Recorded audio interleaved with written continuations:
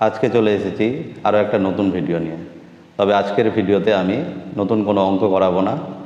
আজকের ভিডিওতে আমি কিছু কথা বলবো, যেটা মাধ্যমিক 2026 যারা পরীক্ষার্থী ছিলে, যাদের গতকাল রেজাল্ট বের হয়েছে তাদের নিয়ে, এবং আগামীতে 2027-এ যারা পরীক্ষা দিবে, যারা 2027-এর পরীক্ষার জন্য নিজেকে প্রস্তুত করছো তাদের নিয়ে। গতকাল রেজাল্ট বের হয়েছে, অনেকের মুখে খুব চওড়া হাসি, আনন্দ, উচ্ছ্বাস। তবে কিছুজন আছে যাদের হয়তো রেজাল্টটা যতটা আশা করেছিল আশানুরূপ হয়নি, তাদের মনে কিছু কষ্ট, মন খারাপ, এইসব।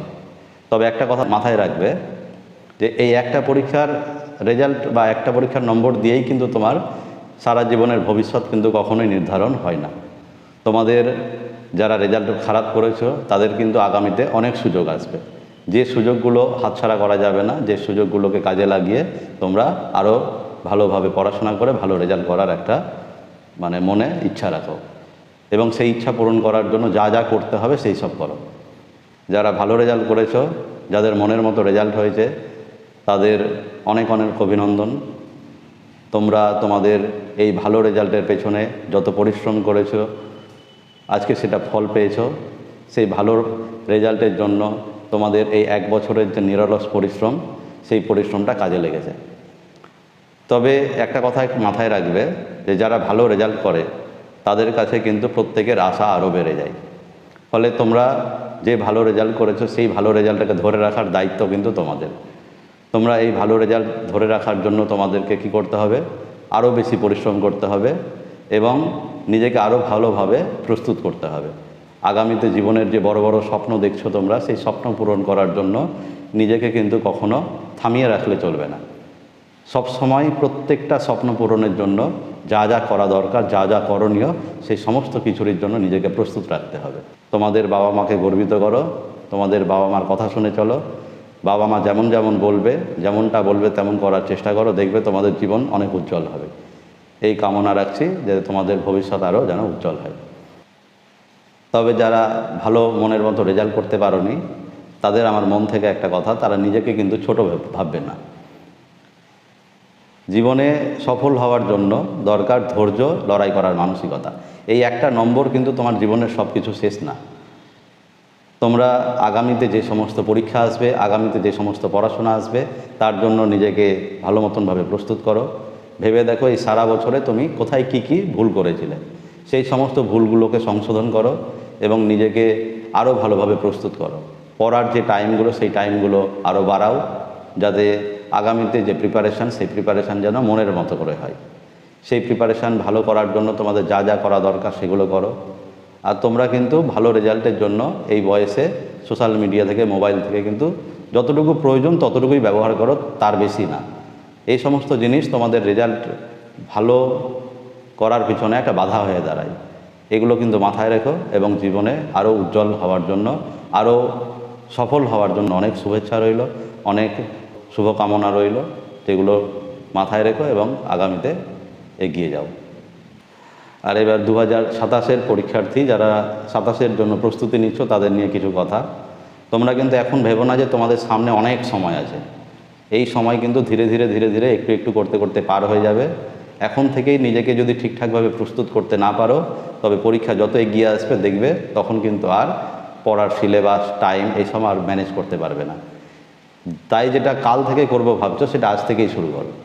আজকে থেকেই পড়ার শিডিউল বানাও, কোথায় কতটুকু সিলেবাস বাকি আছে সেই সমস্ত সিলেবাস কভার করো এবং প্রত্যেকটা জিনিস বারবার করে প্র্যাকটিস করো। অঙ্কের মতন বিষয়কে তোমরা বারবার করে প্র্যাকটিস করো। যে সমস্ত চ্যাপ্টার স্যারের কাছে হয়ে যাচ্ছে, সেই সমস্ত চ্যাপ্টার বাড়িতে রিভিশন করো এবং সেই রিভিশন করার সময় কোথায় কী সমস্যা হচ্ছে সেগুলো দেখো। বাকি যে সাবজেক্টগুলো আছে, সেই সাবজেক্টগুলোও কিন্তু বারবার স্যারের কাছে যেগুলো হয়ে যাচ্ছে সেগুলো বাড়ি এসে বারবার করে রিভিশন করো।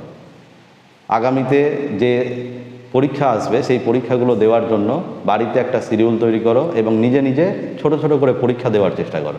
অনেকের গৃহশিক্ষক থাকে না, তারা নিজে নিজে বাড়িতে পরীক্ষা দেওয়ার চেষ্টা করো। ঘড়ি দেখে টাইম বেঁধে পরীক্ষা দাও এবং এই পরীক্ষাগুলো দিয়ে নিজে নিজে খাতা চেক করো, কোথায় কি ভুল ত্রুটি হচ্ছে। যে ভুলগুলো হচ্ছে সেগুলো মার্ক করো এবং সেই ভুলগুলো থেকে পরবর্তীতে যেন সেই একই ভুল বারবার না হয় সেগুলো মাথায় রেখো।